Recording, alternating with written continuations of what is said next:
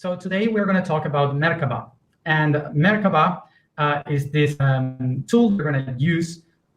I would ask you, please, to pay a lot of attention because this is all about geometry and positions.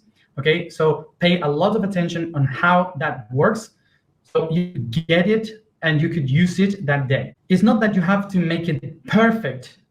Okay, don't have this pressure on you, but it's good if you have it. It's good if you get the idea. If you are not able to grab the whole thing, just maybe look into images, videos, or have a figure so you can touch, you can play with it, so you can acknowledge that with the experience.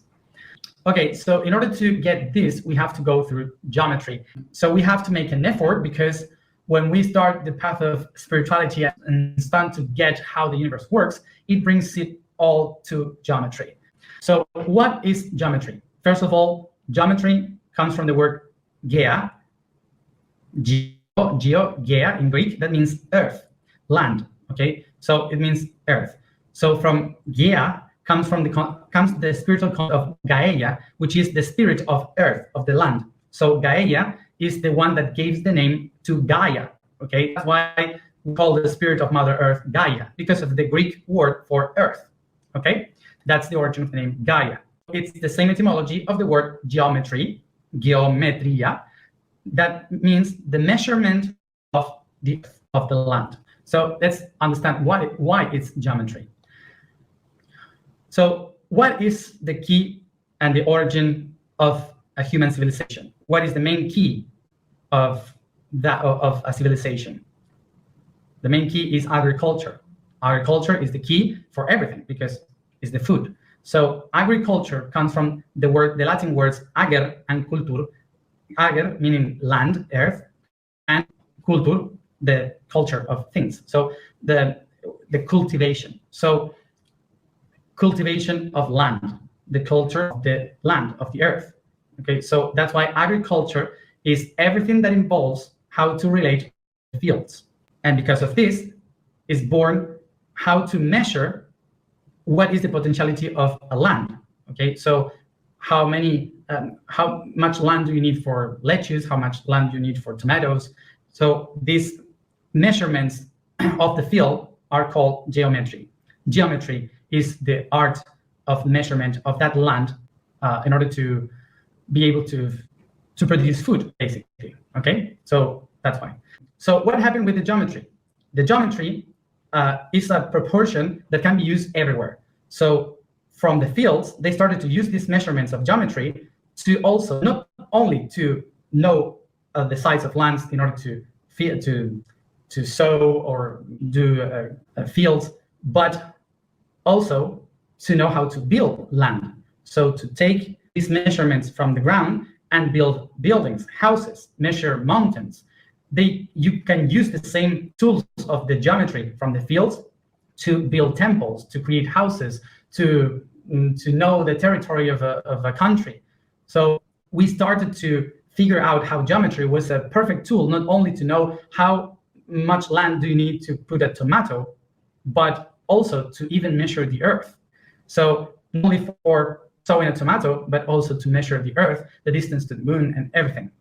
So geometry was used for everything. And there's a lot of people today that they believe that the earth is flat, but actually we know that it's not since very, very long time.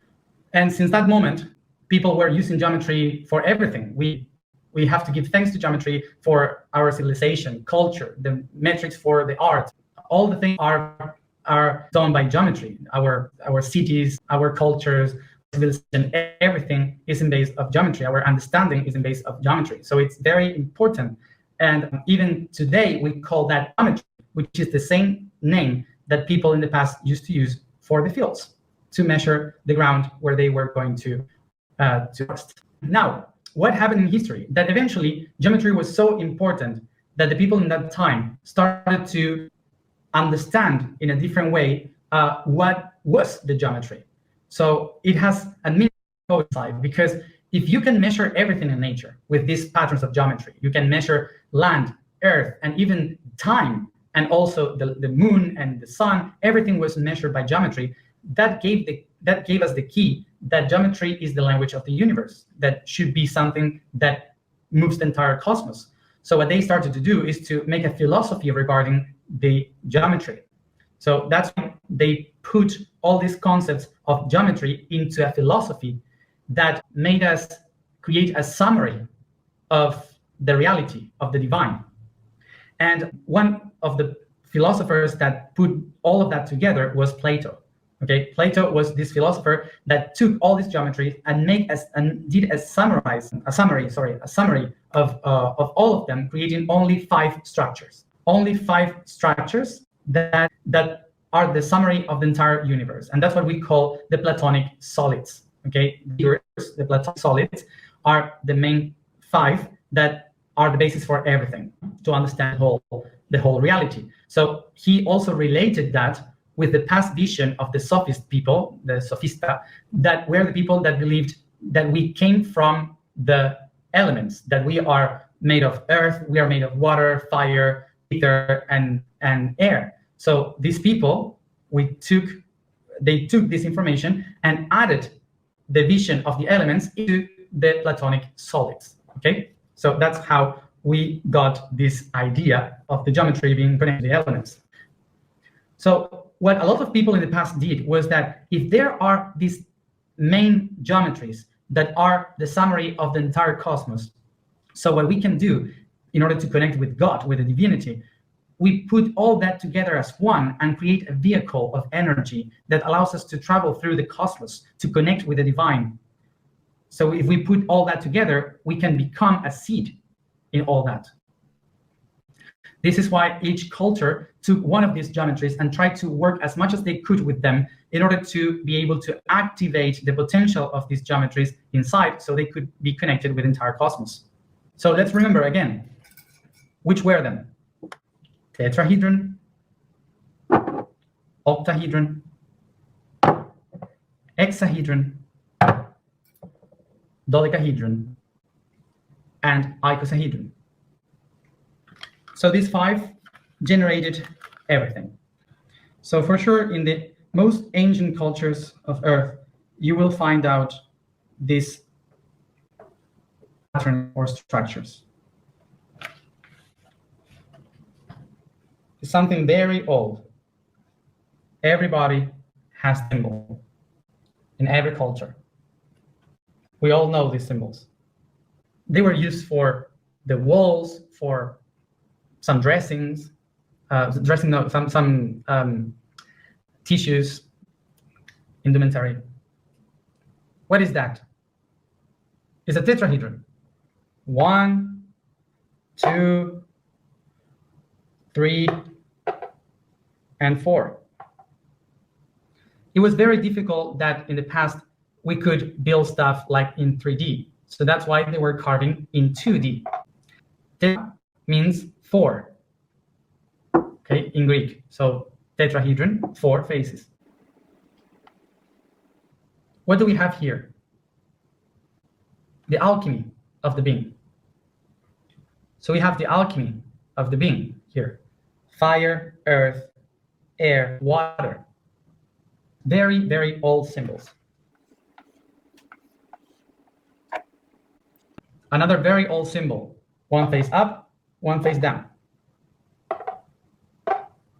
This is not only from Hebrew or Jewish tradition. This is all around the world. Another symbolism that is very interesting.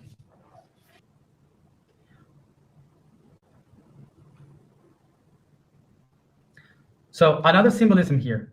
This other symbolism represents the dodecahedron. The dodecahedron in this 5-point star that we relate with witchcraft is this. So look at this. Sometimes some of these dodecahedron, of these pentagons, are pointing up, and sometimes another ones are pointing down. Okay, as you see. So sometimes you can see it that way. So in this symbol here, we have 6 going up and 6 going down. See, this is the dodecahedron. Okay. So we can understand here 666. What does the 666 take us? To something very interesting.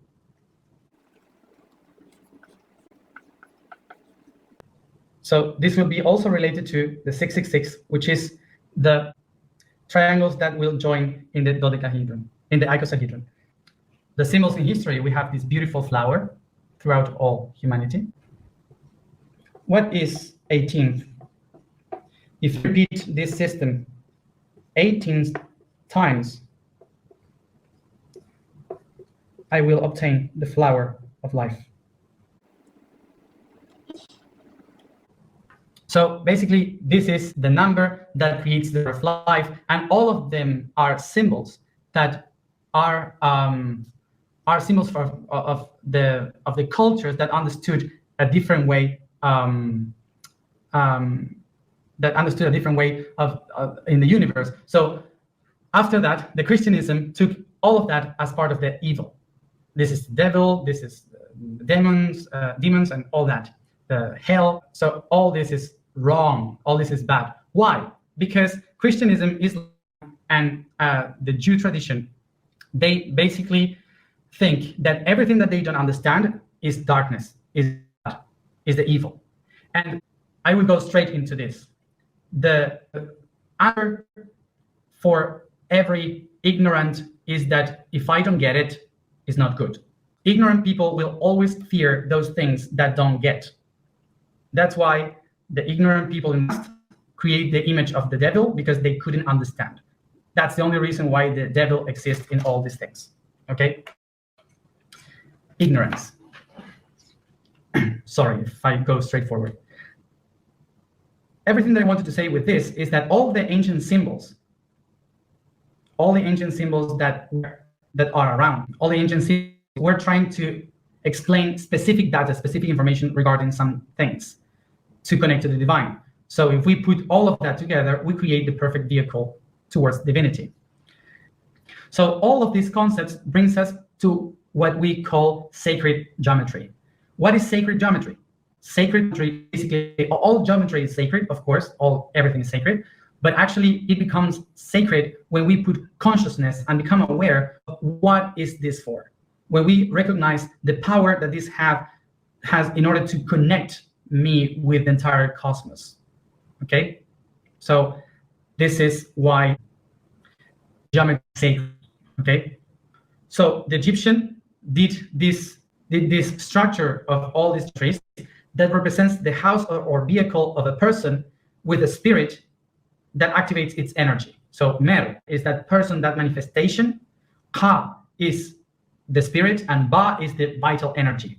So Merkaba is the structure of a vehicle or a house that allows the spirit to ignite its energy, its vital energy, to become a creator.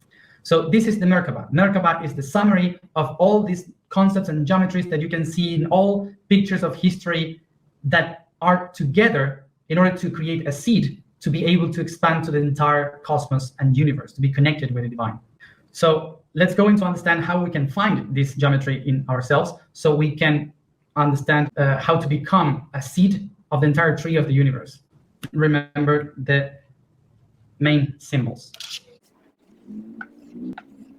So we had this very ancient symbol that we are going to turn into 3 dimensions.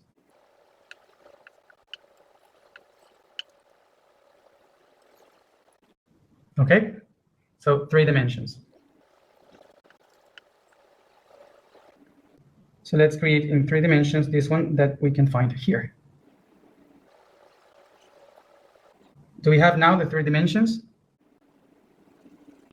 So what do we have here? 1 tetrahedron and another tetrahedron.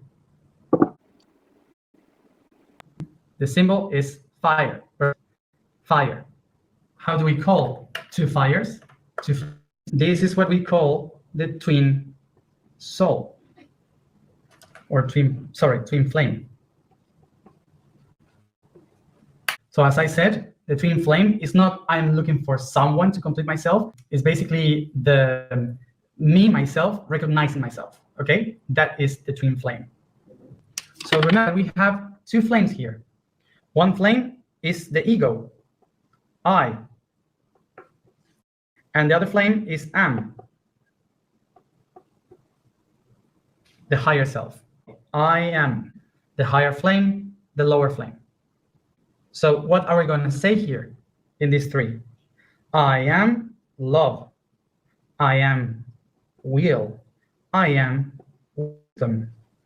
As we said, we have am and I, the lower flame and the higher flame.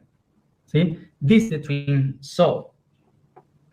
That we call the twin soul, or the twin flame, is what we call the I am. I and am are the twin flames.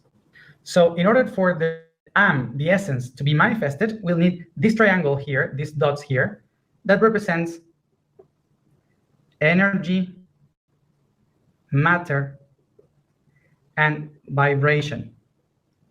Okay, energy, matter, and vibration. And the lower flame, in order to activate higher self, will need to activate love, wisdom, and will. So it's important to understand this here, that there is no such thing as someone activated my Merkaba. There is no a specific thing to activate your Merkaba. There are many things to make you acknowledge about your Merkaba. There are many things that can help you to feel it, to sense it. But to have it activated, you need to be coherent between what you vibrate, the energy you put in stuff, and how you are physically in the body, in the matter.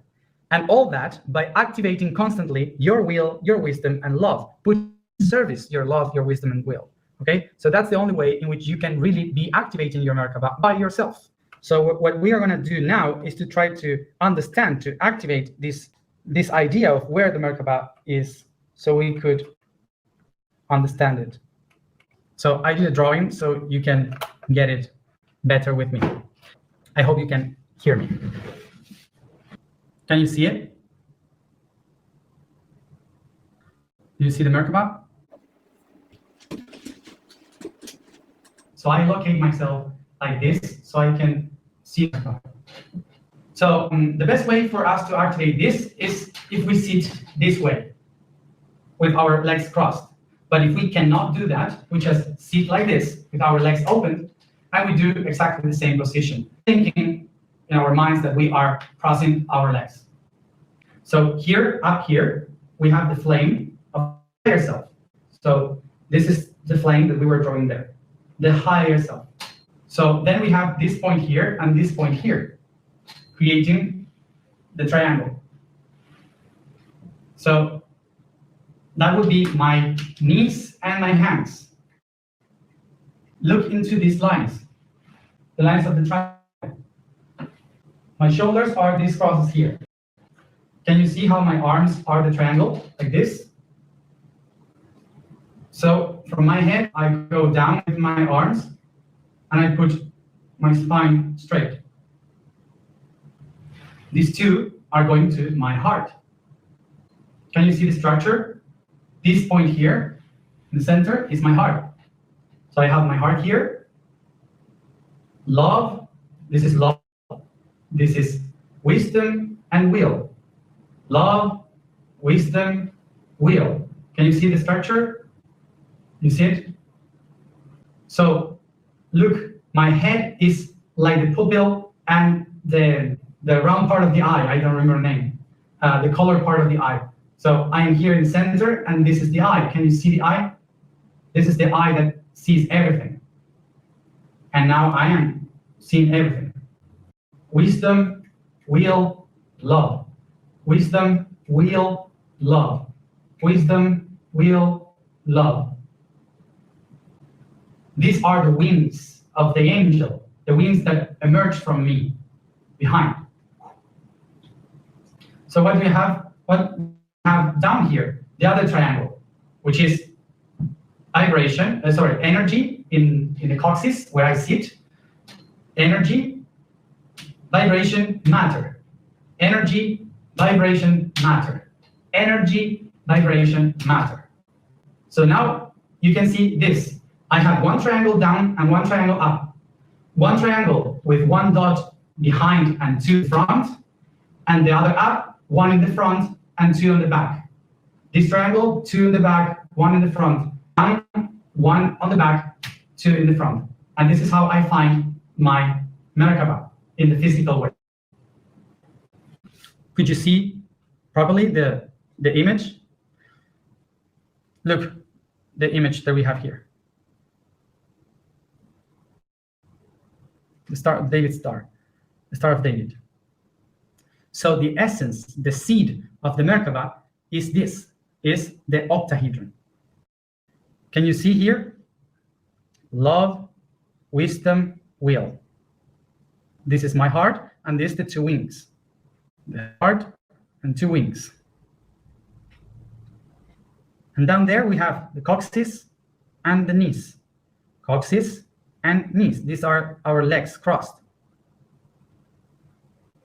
So without the flames of the higher self and the lower self of the I, so I take all that away and I only have the center of my body, which is the octahedron. So we have it here in this position. ¿Está? Ahí está. Esa posición. So, so when we are inside of the pyramid, we usually see this as a pyramid. Okay, so the pyramid up and then the chambers below. We usually see this like that. But when we are inside of the pyramid, we activate the heart of the pyramid that connects us with everything. So in order to be able to expand all this, we have to activate our own pyramid inside. And this pyramid inside is here. And you can only figure out this, you can only activate this by the Merkaba, because this here only appears because of the Merkaba. Okay, so this is the important thing that we need to figure out. So that's why when we activate the Merkaba, we have to have this image behind that I just showed you. This is what we are going to activate. We have to think about love in our heart. Then we have the two wings of the angel, wisdom and will. Then below we have here matter, and behind we have the energy. The energy is in the coccyx because it activates the kundalini, is the vital energy that ignites everything, the kundalini. That comes from the lower self. So the ego here is really important. This is the one that ignites the kundalini. So the ego, the I, in order to reach the essence, needs to enlight its energy, ignite its energy through love, wisdom, and will. And in order for the essence to come to the being, to the I, my ego, it needs to be downloaded by the energy, by vibration, and matter. This is things that you have to take note about. You have to take note of what is your biggest love, what you love the most, unconditionally, what do you have much more love for? What is the wisdom that you have shared with others? What is the wisdom that you have for certain that have helped others when you age or that? What is your wisdom? What is your biggest will? In which things you put your biggest will, your action? What are the things that you put the most energy in your life? What is that thing that you resound or vibrate the most in your life? And what is that thing that makes you feel that you want to live, that anchors you with pleasure in this planet, in this world, in this reality? That thing that we love the most can be a person, can be something, an object, an essence, a concept. So what is something in wisdom? It can be anything that you already know, that you already have within, that you can share with others as a teaching. Like maybe you have had a lot of experience with relationships, so you are advising others with that. Maybe you are teaching someone how to wave a scarf. Maybe you are good in giving a specific class at school. So anything that you have for certain within you that you are able to teach others and you have taught that thing. So that would be your wisdom. So about will, what is will? Will is the action you take in order to do something. For example, I cannot wake up early in the morning. It's very difficult for me. I don't have will to do that, but I really have a good will to organizing projects. When I have to organize something for a project, I have all the will. And remember, will is not something that you have because you do everything perfectly and you have the will to work every day. No, it's not that. It's not something heavy. Will is is a wish, a desire for something. So it's all the energy that you put into something, okay? The actions that you take, in which things you take the most action. So what is the thing that you put our energy the most? Which means that maybe some people put all its energy into fear. Well, maybe that's what you are putting your energy in, but I would recommend you to look at what are you putting your energy in that would be positive. Like, for example, some people put all its energy every day into cleaning the garden, or some people into learning something specific. So what are you putting all your energy in? The other thing is what vibrates, in what I vibrate the most, which means that I have to resound with it. It can be a message, it can be a person, it can be a song. So anything that you can be related to, that you're reflected, you are resounding with it. Okay, so you can you can find out what is your biggest vibration, your biggest resounding thing in the world right now. For the last one, the matter. Matter, important to have in mind that matter, something that gives you pleasure, be alive, something you love so much that when you think about it, you say, I want to be alive. Maybe for some people, it's your coach. So maybe you say, I'm working and all I can think is about my sofa at home. So maybe it's just that, and that's perfect. It's a food, maybe some kind of meal, maybe it's a trip that you have taken sometimes in your life, and you say this thing or this place or the things that I have felt, smell in that place or with that someone makes me wanna be alive, makes me live. Okay, so that would be the thought of matter. So once you have all these things in the position, you can, not that those things brings you to you, the love or wisdom or will, but that you are that. So you will do, I am this love, I am this will, I am this wisdom, I am this energy, I am this vibration, I am this matter. And that's how we are going to build the structure of the Merkaba. Okay, this is how we are going to activate the Merkaba which is the octahedron inside these 6 dots that represents this. So these are the 6, 3 below, 3 above, are these 3 things that you are going to have in mind during the activation of your Merkaba. So every time that we say I am, we are going to be activating these other 2, so the entire structure of this Merkaba. So this is the seed that we have to build in order to activate the seed, the potential of the entire network towards the cosmos, the universe. So this is why by activating this basis of the network, this is the basic geometry of the network, is how we are going to be projecting towards the entire network of consciousness by becoming the seeds of it all over the world. So the last thing is that if I connect each one of these points, we'll be creating the hexahedron. So I have here the hexahedron. Okay. Hexahedron. So what will happen is that when we have this structure of the tetrahedron, we will make it rotate as the planet Earth. Give it movement. This is the position in which we sit. So this is the position of the structure. You see it? So the position of this showed me that I have the South Pole down there and the North Pole up there. So like this, I will have my South Pole in this direction and the North Pole of Earth in that direction.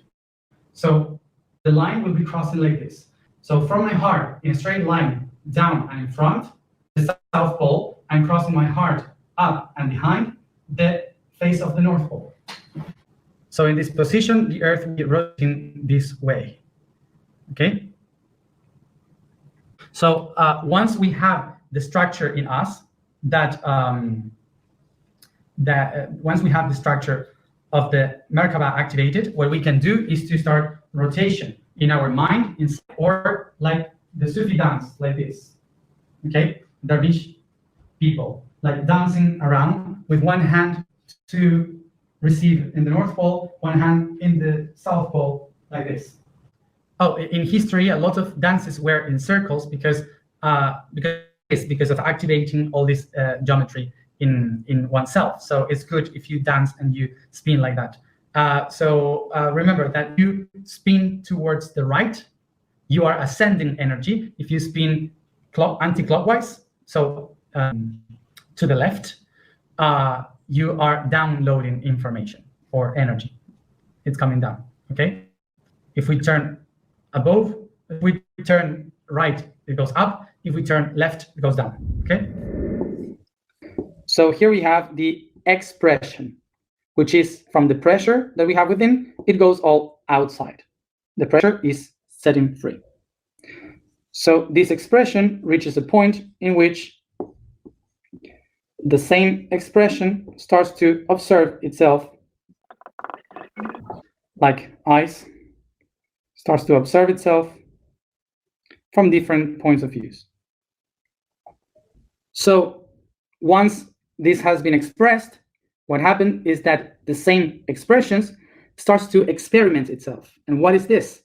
To be able to prove different ways of only one thing. We have only one thing inside, and we start to watch inside to the core, observing only one thing as from many different points of view. So what happened here, after the individual has experimented each one of the points of view, they start to share their ideas of this point of view, manifesting something in the center, a new reality inside.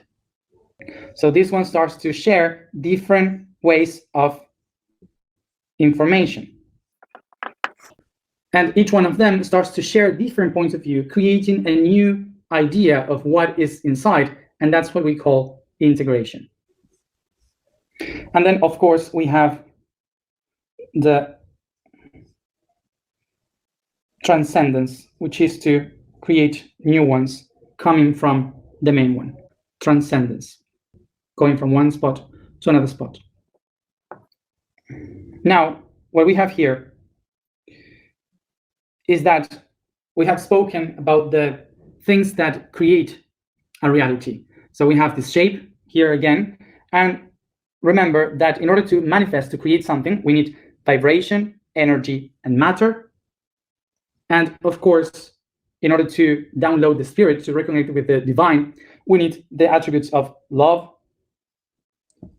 will, and wisdom. And all of them together creates in the center what we call the being. So here we can say that all these attributes here are the ones that will determine the being. So the integration of certain types of vibration, energies, and matter, of certain levels of will, love, and wisdom will form what I call as myself. So the integration of these attributes is creating what I am. Of course, that in different ways, in different levels, so each being is unique, individual, unique, and special. So what would be an integrated being? A being with integrity. A being with integrity would mean someone that had accomplished to have all of these attributes sharing one another and being used in harmony and coherence. So remember one thing, coherence. Coherence is equals action in these terms. Coherence is the action that we take in order to live our lives connecting love with wisdom, the wisdom according to the will that we have, to live our lives physically according to our energy and our vibration. So coherence basically is to take action on how we do the relation between all these attributes. And integrity is describing what it is. So it's describing the subject of the action. So integrity would be, what do I have in this connection? Not what I'm going to do with what I have. It's about to realize and discover, what am I? What do I have within? So, and a person with integrity is the one that accepts all the links that has and lives accordingly to that. So of course that in order to be a person with integrity, we have to act with coherence. So, but in order to act with coherence, what I have to do is to acknowledge the things that integrate me. What do I have within? What are the tools that I count with in order to be coherent? So this is why the journey of the person that is looking for integration is to acknowledge the things that that person has inside, all the things that we don't know that are parts of ourselves. So this implies, how can I do that?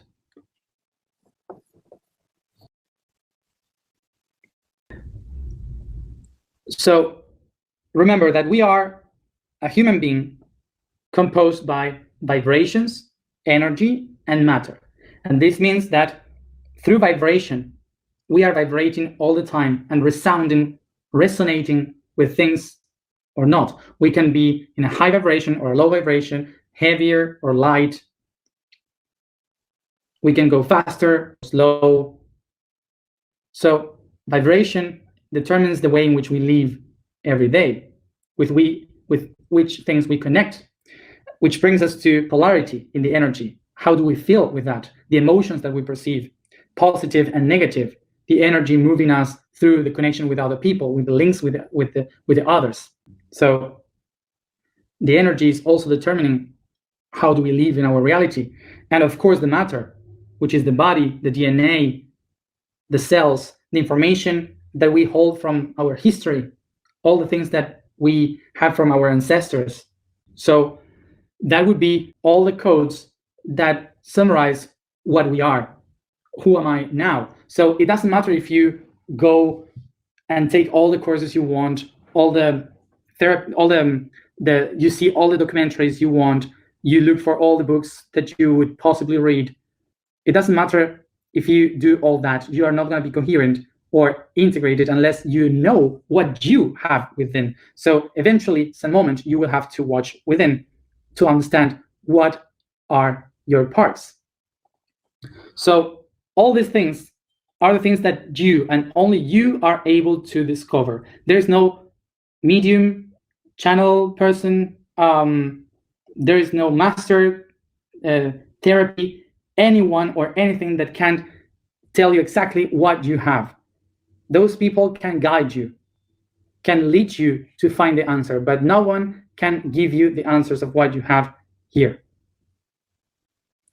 So this is your own task, your own job as an individual. The same thing will happen with our attributes of the being: love, will, and wisdom. Love, will, and wisdom.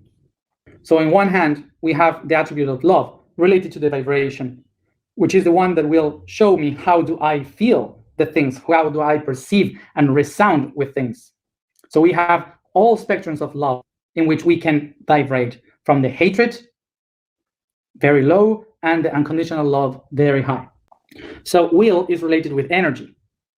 If I am not willing to do stuff, is because I don't have the energy to do stuff. So by acknowledging which wills do I have, in which things I put the will in my life, I would know where my energy is pointing at. So wisdom is related with matter, because of course wisdom is the manifestation of the mind. So this would mean that I will be living my life according to my level of wisdom.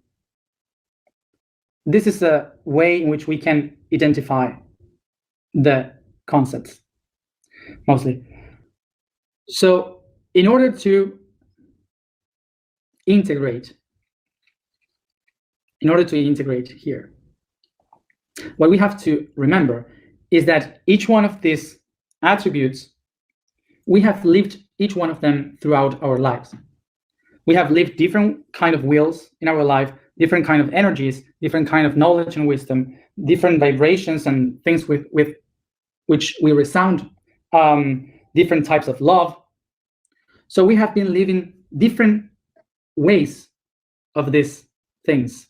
And the way in which we know if they are integrated or not is if we start to do like a list going backwards of all the things in which we have expressed or lived the will, our energy, our wisdom, our life in the matter, the body, our love. And when we start to make a list of each one of the 6 attributes throughout our lives, or this life, what we start to acknowledge is in which things we are not still able to integrate. And how do we do that? Because we will be moved by emotion. When you are moved by emotion, this means that the concept is still moving through the edges of the shape of who you are, and it's not integrated and stable in the center. This is the important thing of integration, which is to be able to know which things from the past are still moving ourselves, which things from the future, our projections, are still moving from ourselves, and what others are still in the center, knowing that all the other things are part of myself, but they don't move me anymore. You have the entire life to do this. This is not for today. This is a task for the entire life. This is something forever, all the time. So no rush. So to activate a cube, it's very easy. We just have to sit there and meditate. So the reason why we sit like this as humans to meditate is because this person is inside the structure of the tetrahedron. So the first one will be the north in positive, and we have the base of Trinity, vibration, energy, and matter. This is the physical, the physical dense aspect. And then we have the aspect of the subtle.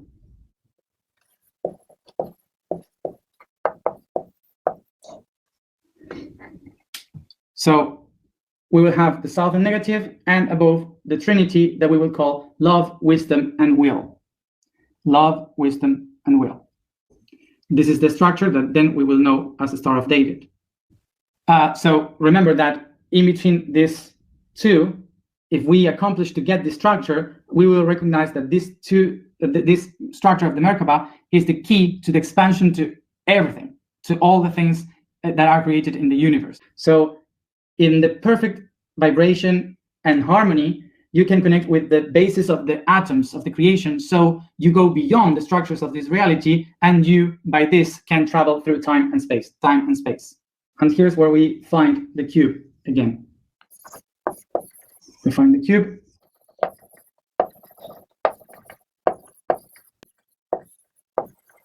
And here we have, again, our famous cube.